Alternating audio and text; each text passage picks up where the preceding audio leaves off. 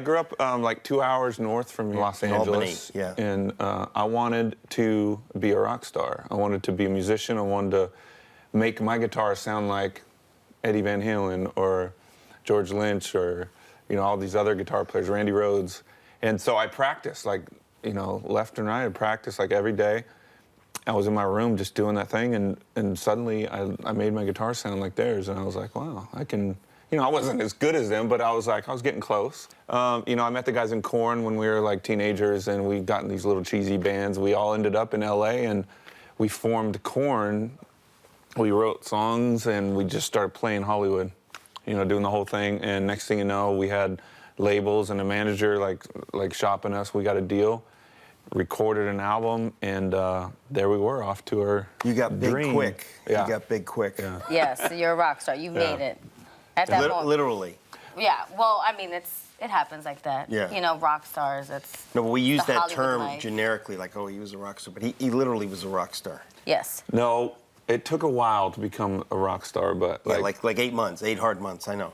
No, seriously, how long, when you guys started, how He's long right. did it take until the big, like you said, that moment when it happened? Okay, it started getting pretty crazy like 8 months into it, you're right. Like, I didn't have the money like a rock star until like 3 or 4 years later. Mm-hmm. So we had a gold record, but like, you know, we were making... Okay, you but know, the reason I know your story is because it went south dramatically.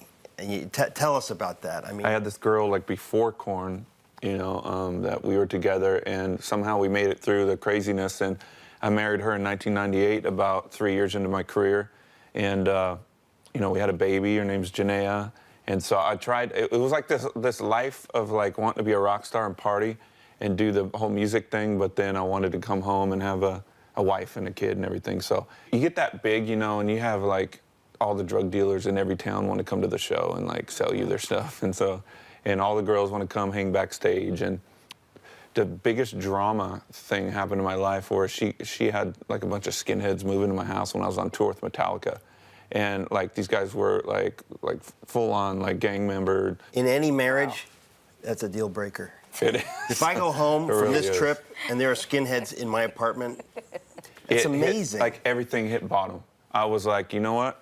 Okay, I was talking. I even talked to someone about like, you know, killing them or hurting these guys, because I was like, these guys can't come in my house, be with my wife. One of them was sleeping around with my wife. Who knows what was going on there? And my baby was there, so I was like, kill, get these guys out, whatever. So what happened was I got a friend to go there. Luckily, those guys weren't there. I had a break in the tour. I went and grabbed my daughter. I became a single dad right then. I cleaned up, and then I got clean for like 4 months. I was eating vegetables, and like my body's like, what's this? It's all this goodness. And I'm like working out. And then 9/11 happened, and I got all stressed out with that. You know, World War III, everyone's talking about. So I started drinking again. I fell down the path, dark into speed after that. I became like the worst person ever. I was like, I would be cooking my daughter breakfast, like high on speed. Like, but some of me was like, just, you know what? I hope I go to sleep tonight and just don't wake up, because I'm a rich rock star and I have everything the outside world says I have everything, but you know, inside I'm dead. By that time I had moved back to Bakersfield, where we all grew up, and my parents were helping me with my daughter. I met some Christians. They invited me to church. I was like, who cares? You know, I'll try it. If these Christians are too weird or whatever, I'll go to a doctor. And well, it's kind of amazing that you were willing to go to church. I mean, you know, a lot of Exactly. people would just be... Even run away from that thought of going to a Yeah. church, especially from the world that you were coming from. well, this guy that took me to church also built like monster trucks and stuff, and he was like the coolest guy. So I was like, dude, I want to hang out with this guy. So like, God will use anything, right? I get there, and the pastor starts saying, Jesus is real. He'll come into your life if you invite him in, and all the negative stuff can't stay. And I was like, I was listening to him, and I was like, I'm going to try this. I went home with my drugs, and I just poured my heart out to God. I said, God, these drugs are going to kill me and leave my daughter without a dad. Please, if you're real, come into my life. Give me a new life. And with a long story short, I just had an encounter with God's love within the next few weeks, and man, I felt like Jesus came in and put his arms around me. I didn't see anything, but it was just like, it was a life-changing event. And I felt like I was at home for the first time. Did you have that moment that you knew I can no longer be in Korn?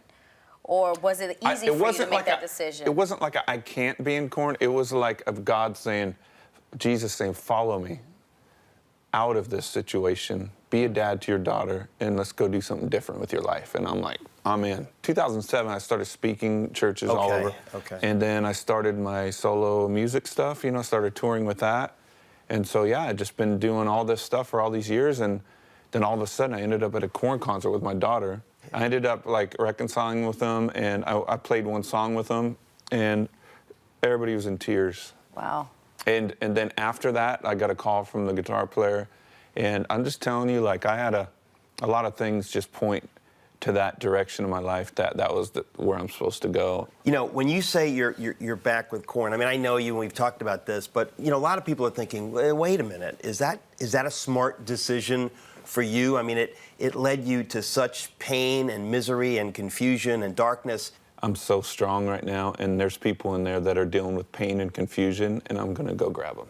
So and you're doing totally, that. yeah, it's totally God-led. Where are they in life at this point? This is 10 years later. Oh, dude, everyone has changed. Everyone. So everyone's sober. It's just like we're all about music, friendship, and family, And it's like, it's crazy. God worked on them in their way While he was while he's working on on you. me. Yeah. Thanks for being with us. We'll Right be on. back. Thank you, guys.